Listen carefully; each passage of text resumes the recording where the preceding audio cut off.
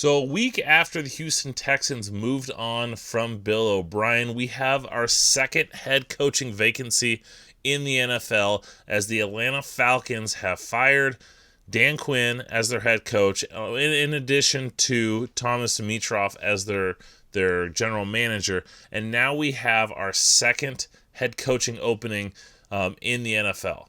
Now, this was not a surprise that Dan Quinn was fired. In essence, he's been on the hot seat the last 2, potentially 3 years. And it didn't look like this was going to happen. Not too long ago,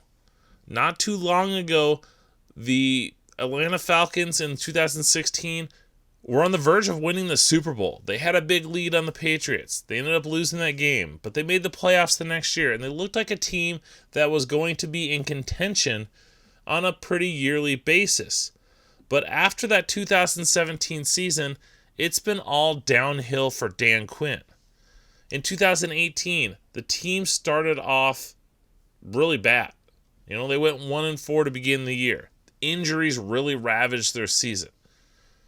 And after a couple wins, they went on another, 5 or 6 game losing streak before salvaging a few wins at the end of the season to go 7-9. And looking to, yes, they had a lot of injuries, and it really surprised me. And I think this is one of the biggest mistakes that Dan Quinn, when he looks back at his tenure, obviously not winning the Super Bowl was a big one, but when he looks back in that 2018 season, when they had a ton of injuries, and I think he overreacted, and he made some coaching changes, and they didn't pan out. So they went from 2018 going 7-9. They go into the 2019 season in a very similar circumstances where they start off the season poorly. They went 1-7. Going into their Week 9 bye, they were sitting at 1-7 and looking strongly at a potential top 5 pick in that 2020 NFL draft. They ended up rallying at the end of the season, had a key win over the 49ers, another win at the Saints. But then they kind of beat up on some bottom feeders to end up going 7-9 again. And Dan Quinn looked like he was going to be losing his job after last season, but that big rally at the end of the year, some more coaching changes, gave him one more year. But that just wasn't enough, as this year the Falcons have just been terrible, losing all 4 games or all 5 games of the season. Losing that huge lead to the Cowboys, losing a huge lead to the Bears. We had the debacle of the onside kick against the Cowboys. They looked hapless against the Panthers. And it was clear that the Falcons needed to go in a different direction. Dan Quinn, as I said, I thought he kind of lost his way. He was this defensive coordinator with Seattle.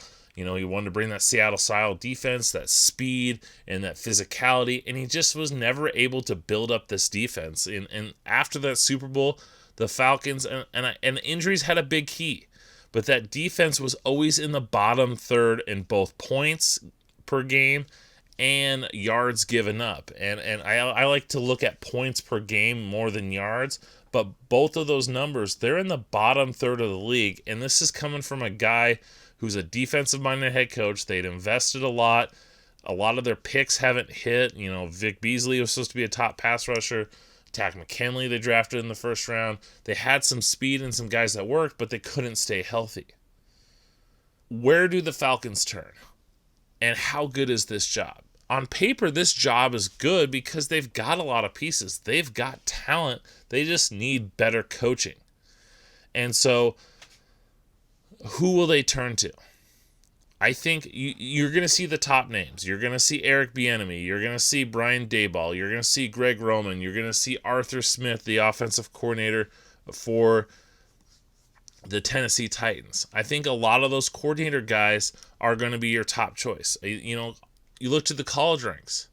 Would this be a job that's enticing to Lincoln Riley, the Oklahoma head coach?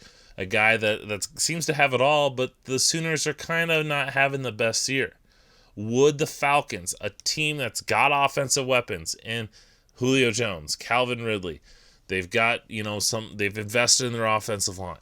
But the big factor out there is Matt Ryan. Matt Ryan is not the same player that he was the last few years. He looks shot this year. And not only does he look shot, but he's got this huge extension. He's got $40 million in dead cap money on his contract for next year. And it goes down a little bit after that. But here's a team that's looking at potentially that number 1 overall pick. You have to take a quarterback, but then what are you going to do with Matt Ryan? Are you just going to cut him and just eat just $40 million in cap? Are you able to restructure it? Is he going to retire? Or is someone going to trade for him? No one's going to trade for that contract. It will be fascinating to see what they do. And their cap space isn't good. So while I think their offense is going to be intriguing to a lot of these offensive minds, there's a lot of question marks out there about how can they restructure this contract and get rid of some of the bloated cap number that they have. Now, if I was the Falcons, I would go after Eric Bieniemy. You have to get an offensive-minded head coach. You go with the Andy Reid model. He's been with Reid for the last several years. He's helped mold that offense with Reid, and before that, Matt Nagy. I think that's the best way to go. I think he's going to be a guy that, especially if you get that number 1 overall pick at a quarterback, a guy that has worked with quarterbacks. I know Bieniemy was a running back in his playing career, but he's had that experience around quarterbacks. You got to go offense. You cannot go with a defensive-minded head coach. You've got too much weapons. You're going to get that rookie quarterback. You need someone that can develop him. Get Eric Bieniemy, have him bring in some type of coordinator that could really work at that with the quarterback, and I think that's the way to go. I like Brian Daboll. He'd probably be my second choice, but I like Bieniemy's pedigree a lot better. Greg Roman would be a solid choice. Arthur Smith's having that good year, but if I was the Falcons, the guy you have to get is Eric Bieniemy, and I think you would have the best shot for him because I think I like the Falcons and their position better. They've got the weapons along with that number 1 overall pick. You look at the Texans in comparison. Yes, they've got Deshaun Watson, but they don't have much weapons, and they have just like the Falcons, they're pretty cash strapped with the salary cap, but then they don't have those draft picks. So I think the Falcons is a lot more enticing of a job. You've got good ownership, loyal ownership. You saw what Arthur Blank was how much leeway he was willing to give Dan Quinn. So you think that would extend to the future. So if I was Eric Bieniemy, this would be the pick of those 2 jobs. They have to go out and get him. I think he'd fit perfectly with them. But we'll see where it goes.